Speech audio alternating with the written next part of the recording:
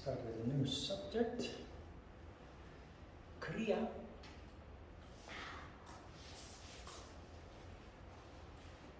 Kriya means, no, the stem word that Kriya comes from is kr. It's the same stem word that karma comes from. It means do. But when it comes to Kriya, it's not just do. It means doing in a very specific way. And an important part of this specific way is the practice of mindfulness. You do something, but you do it consciously. That is crucial.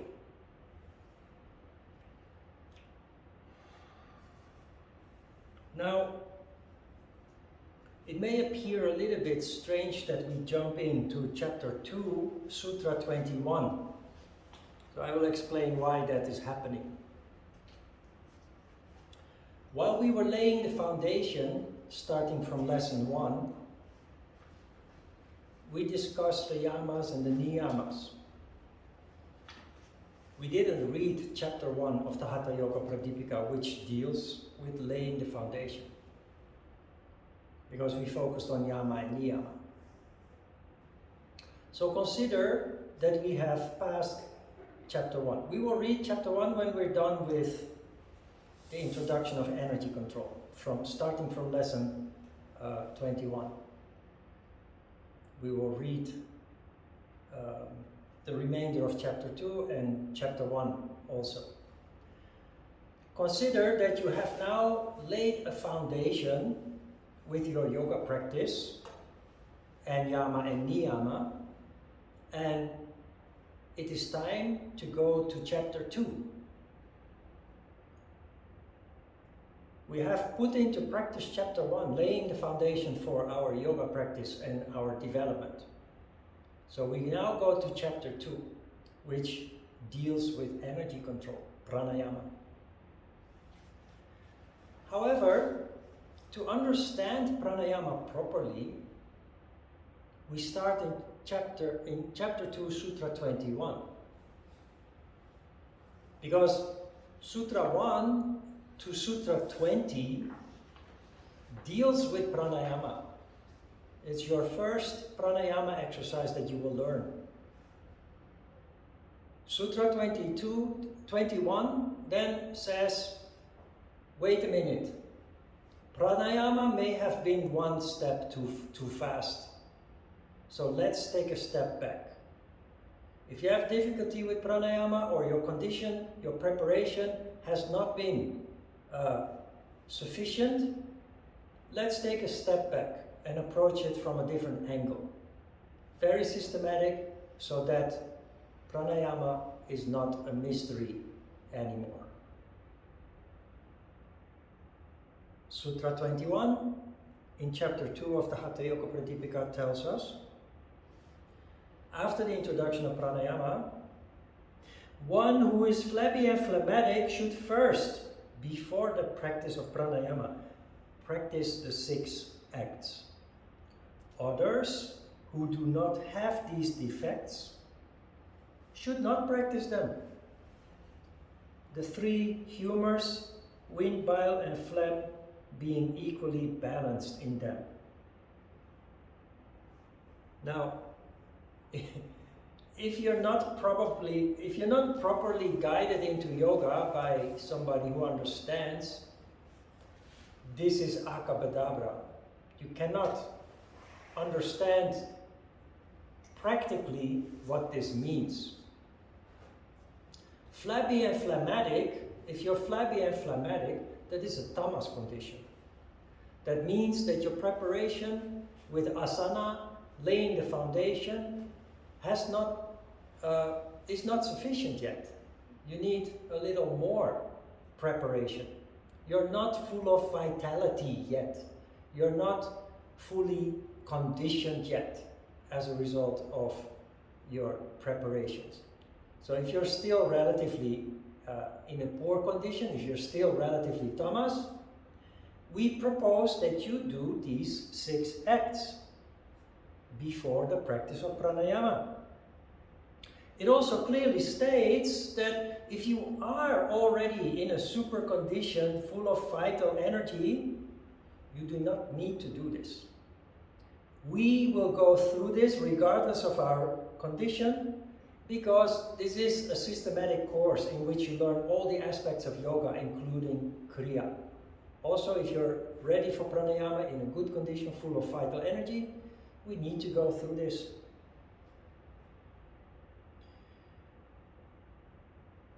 Others who do not have these defects should not practice them. The 3 humors, wind, bile and phlegm, being equally balanced in them. What does that mean, that last phrase?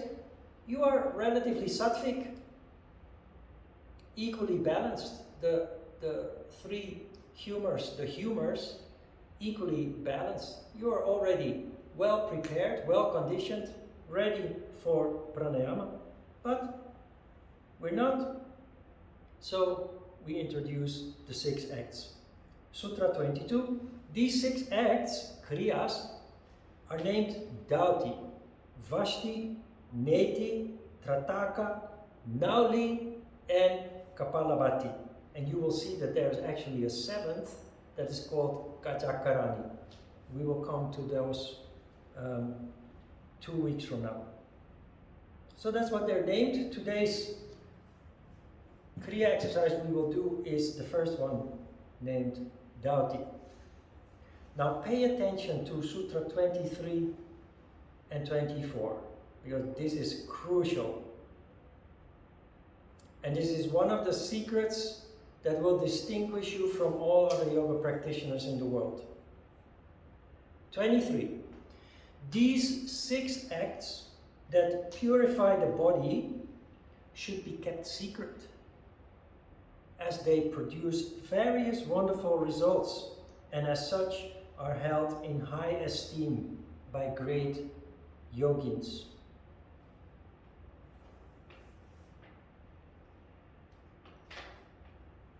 Yoga is a wonderful science from which everybody can benefit. Why does Svatmarama tell us to keep this secret? You have to see this from the perspective of the ancient human being.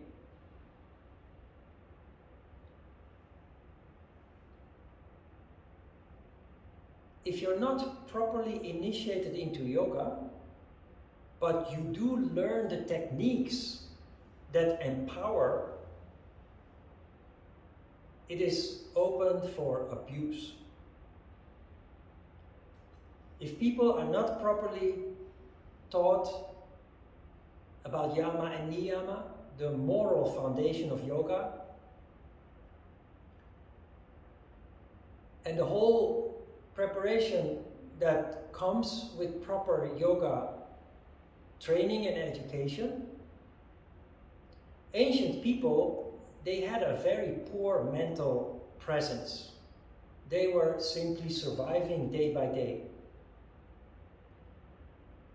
Evil occurs when people have a strong mental presence, but no guardrails, no moral foundation. You can see this in the world that we live in today. And I hate to refer to it again, but it is just too good to pass on. We have seen evil at work from 2016 to 2020. A person with a huge mental presence, but no moral foundation, no guardrails, has wreaked havoc around the world, not only in the United States.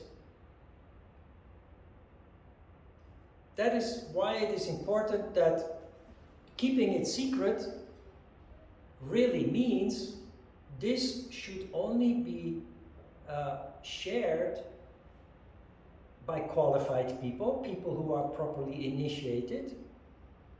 But the person who shares this should also be careful not to share this with the wrong people. then I don't do interviews before the start of a course, because I don't want to be a judge and a jury. That is just not, I think that is impure. But I know teachers, Ajita included, who wants to meet everybody one-on-one before they allow you to join the course. That is actually the proper approach. I don't like that approach because I'm human. Everybody is human, and it can just lead to biased decisions. So I skip that step. And if there are any problems popping up in class, we will deal with that and turn it into a learning opportunity. Aside from that, we will go to the next sutra. And if you pay attention, you notice that something is wrong here. Something that most people don't see. Sutra 24. Here Dhauti is described. Slowly swallow a wet piece of cloth, 4 fingers broad and 15 spans long, according to the instructions of the Guru. Draw it out again. This process is called Dhauti. What is wrong here? Taking into consideration Sutra 23, that tells you that this should be kept secret, and then reading Sutra 24, that just gives you the exercise that is supposed to be a secret. Does that make sense? It doesn't.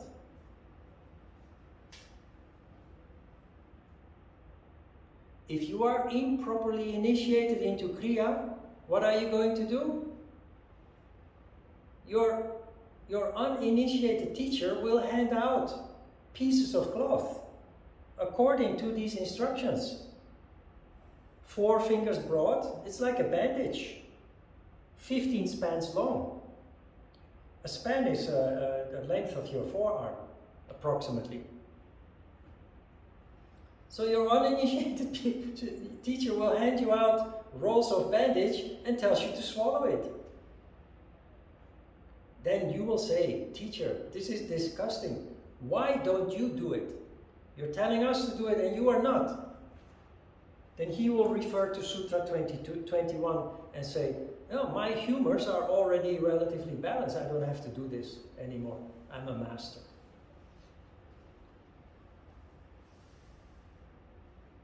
What is this about? This is a booby trap. You understand what a booby trap is? Sutra 23 tells us this must be kept secret. You must be properly initiated. So, find a proper teacher who can tell you how this works. If you don't find a proper teacher, or you're not willing to, you end up harming yourself. You will try this once or twice, and it is not only disgusting, it is really harmful for the throat, the esophagus, for the stomach. It will damage the protective layer in the stomach, and it will do a lot of harm. And if you're in the right mind, you will say, okay, I tried, I will never do this again. It's a booby trap. If, however, you have the proper guidance, as the sutra also states, according to the instructions of the Guru, you need to have a Guru. Guru in Indian is just a teacher. It's nothing mysterious, nothing special. Guru means teacher. It's like Sonsainin in Korean. You need a Guru, which means you need somebody who knows what is behind the symbolical language, who knows that this is a booby trap.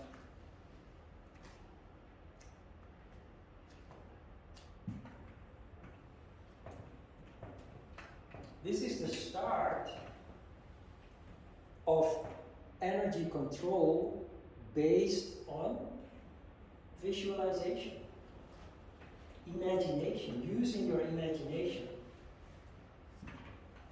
because energy is something that you cannot touch, smell, hear, see, or taste.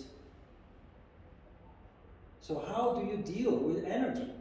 If you're immediately being introduced to pranayama and you have no experience with energy, it's very difficult. It's also the reason why most pranayama is practiced as breath control. And this I will explain in lesson 19 why this is incorrect. But we start with energy control here, with playful exercises.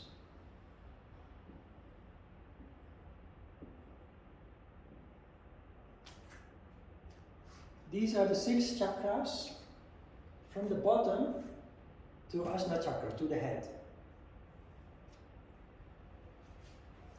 The mouth in pranayama exercises and later in the mudras, the mouth is not the physical mouth.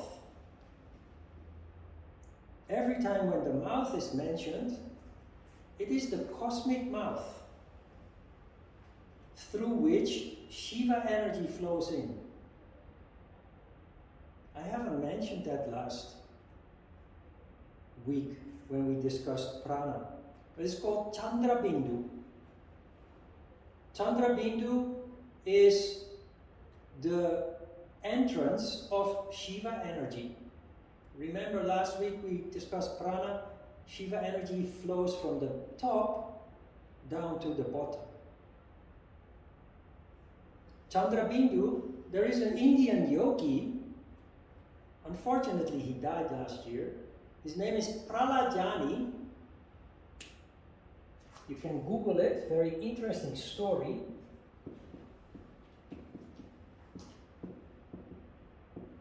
Pralajani claims that he never ate and drank from the age of 11. When he was in his 60s, the Indian government did an experiment on him. They put him in controlled environment, in a hospital, 10 days, under 24 hours a day, closed circuit observation. In those 10 days, he indeed didn't eat, didn't drink, and never went to the toilet. Not eating for 10 days is possible. It's not easy, but it's possible. Not drinking for 10 days is not possible. Pralajani claimed that he had a divine experience when he was a child, and ever since then he stopped eating and drinking, but he says, I feed myself through a hole in the palate. The palate is the upper part of your mouth. Hole in the palate is Chandra Bindu, through which Shiva energy comes in. That energy in the Bible is called milk and honey, or manna. Manna, the food that comes from heaven. That's not physical food, it's energy. It's sheer Shiva energy. So the mouth is not the physical mouth where you swallow a piece of cloth, harming yourself. No, you close your eyes and you visualize. In the beginning, you can use the visualization of a piece of cloth going from the middle of the head, the mouth, down through the throat, the chest, into the stomach.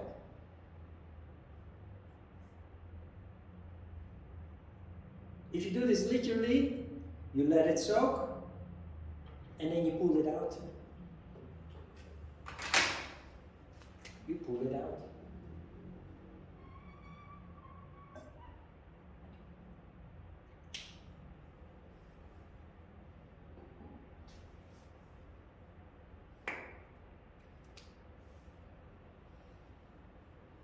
Ajita always said with these kind of things, a child can do it. Because children have very vivid imagination and they're not skeptical. You tell them to imagine something, they close their eyes and they just do it. Adults, however, are skeptical and they find this in the beginning very difficult. So you have to give this the benefit of the doubt. There are 6 exercises, 7 actually, that will become one. So it's not easy yet to see where this is going. In the second session, you will get the next. Vashti, Kriya.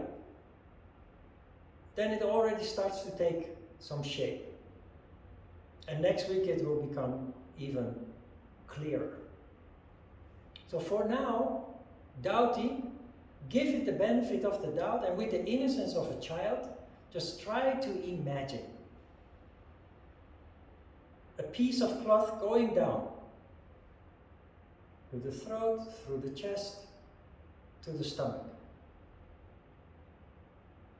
And then out again. If you don't need a visualization of a piece of cloth, you can imagine white light. Shiva energy is white. White light entering through the top of your head and going down to the stomach. And then reversing that again. Out the top of the head. That is where we're going. Several times or very slowly moment? Yes, play with the concept. There is 20 minutes in total. We increased the meditation 5 minutes because of the added Kriya exercise. The Kriya exercise you repeat as often as you feel like. How long? That is individual. But if you are intrigued by this, you will keep playing with it like a child with a new toy. Even the whole 20 minutes. But, like with asana, there also comes a moment that you lose interest. You're not really engaged anymore. You can force yourself mentally to continue doing it, but your heart is not in it anymore. Like with asana, better to stop there. Play with the concept as long as you feel motivated, as long as you feel that intrigue to play with it, to explore it. When you're not interested anymore, that can be after 3 minutes, it can be after 8 minutes. For each individual, that will be at a different moment. When that moment comes, simply stop doing Dhauti and concentrate on nada the rest of the time, the remainder of the time. Okay?